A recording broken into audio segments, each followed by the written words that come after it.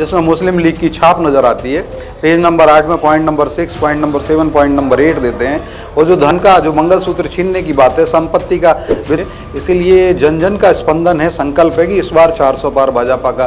कांग्रेस की ईवीएम को लेकर के वही स्थिति है जिस प्रकार की मुन्नी बदनाम हुई वाला एक गाना है ना, कि मुन्नी बदनाम हुई, तो फिट बैठता है कि ईवीएम बदनाम हुई, कांग्रेस तेरे लिए।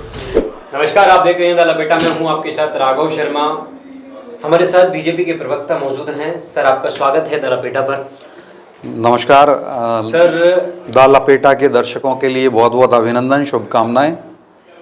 नितिन सर, एक जानकारी आपसे लेनी थी कि 4 तारीख को बीजेपी के तमाम कार्यालयों में जश्न मनाया जाएगा। क्या पहले से ही जानकारी होगी कि बीजेपी जीतने वाली है? देखिए, ये स्व स्पंदन है और जन जन का संकल्प है। और जिस प्रकार से आप देखिए, भारतीय जनता पार्टी ने सिद्ध किया कि हमने 2014 में कहा पूर्ण बहुमत की सरकार, तो पूर्ण बहुमत की सरकार बनी, 285 से अधिक सांसद भाजपा के जीते। 2019 में कहा कि अब की बार 300 पार, भगवान रूपी जनता ने 303 से ज़्यादा सांसद भाजपा को दिए, तो पूर्ण बहुमत की सरकार। इस बार जो धारा 370 हटाई है और लगभग 370 से भी अधिक योजनाएं जो जन कल्याण की चल रही हैं, उनका लाभ जन जन को मिला है, लास्ट माइल डिलीवरी हुई है। इसीलिए जन जन का स्पंदन है, संकल्प है कि इस बार 400 पार भाजपा का। और भाजपा के 370 का तिलक का, विजय तिलक जो है, जैसे 370 पर तो भाजपा ही जीत रही, तो ये जनता का संकल्प आ रहा है। और जो आपने कहा उत्सव, तो अब जब जन कल्याण हमने इस प्रकार का किया है, जो भारत के इतिहास में ऐतिहासिक कदम हमने किए हैं, जैसे कि ये 370 कभी नहीं सोचा था किसी ने, तो वो हमने जब हटाया तो ये जन जन का स्पंदन ही प्रस्फुटन हो रहा है। इसीलिए हम संकल्प, हमने जो हर जिला कार्यालय, वार्ड ब्लॉक के कार्यालय जो हमारे हैं देश भर में, वहाँ पर भी हम सब उत्सव मनाए, इवन बूथ लेवल तक पर उत्सव मनाने के लिए कार्यकर्ता ला जाते हैं। फिर सर, ईवीएम को लेकर कांग्रेस सवाल उठा देगी कि भैया ने ईवीएम सेट कर दिए, इसलिए आप पहले से जश्न मना रहे हैं, इनको पता है जीत रहे हैं, तो क्या फिर ऐसा कुछ आपत्ति उठती है? फिर देखिए राघव जी, एक कांग्रेस तो देखिए, पंडित जी तो कोई नहीं है सर, ऐसे बागेश्वर धाम जिस तरह पर्चा लिख देते हैं, ऐसे कोई पर्चा तो नहीं लिख दिया बीजेपी को किसी ने? नहीं, देखिए कांग्रेस इसमें जो है ना, आप कहो तो ये कांग्रेस की क्या स्थिति होती है। हाँ।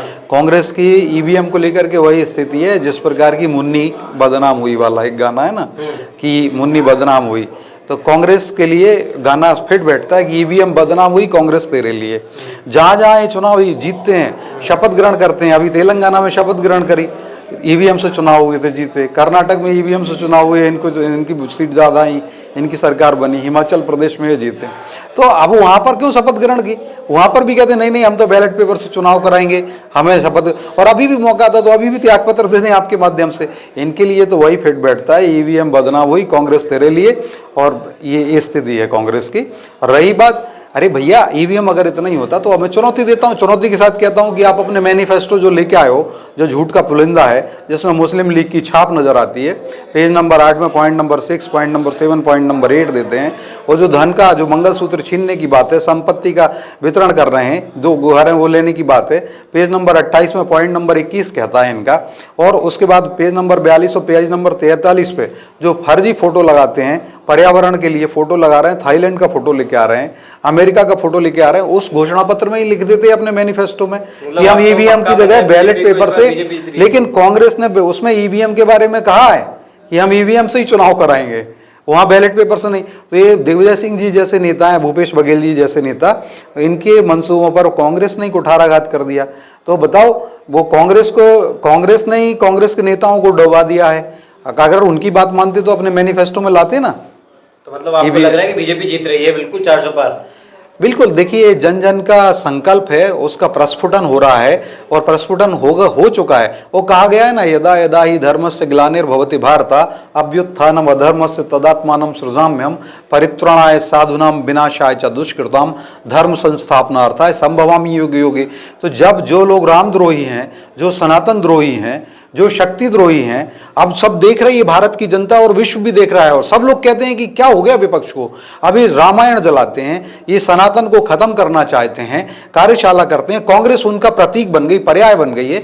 हर व्यक्ति भगवान राम बना है, हर व्यक्ति भगवान कृष्ण बना है, माताएं नारायणी बन गई हैं, माँ दुर्गा बन गई हैं, और उन्होंने चक्र चलाया है, सुदर्शन चक्र चलाते हुए ईवीएम में बटन दबाया है। और इनकी सनातन विरोधी बिना जो धारा, इनकी जो जो सोच है उसका नाश कर दिया है उस भगवान रूपी जनता ने। मैंने कहा ना, इसीलिए हमें पूर्ण विश्वास है कि इस बार 400 पार होगा और भगवान रूपी जनता हमें छप्पर फाड़ के तीसरी बार, ऐसा जिस प्रकार से पंडित जवाहरलाल नेहरू तीसरी बार प्रधानमंत्री बने थे इतिहास में, वही इतिहास आज इस आधुनिक युग में दोहराया जा रहा है। यह भगवान रूपी जनता के द्वारा किया जा रहा है। 4 तारीख को नतीजे आएंगे, कौन जीत रहा है, कौन हार रहा है, जनता ने किसको आशीर्वाद दिया है, ये तो 4 तारीख को पता चलेगा। लेकिन बीजेपी का जिस तरह जश्न मनाना और कांग्रेस का सवाल उठाना तो कहीं ना कहीं चर्चा का विषय बनता है। संजय के साथ राघव शर्मा रिपोर्ट है भोपाल से।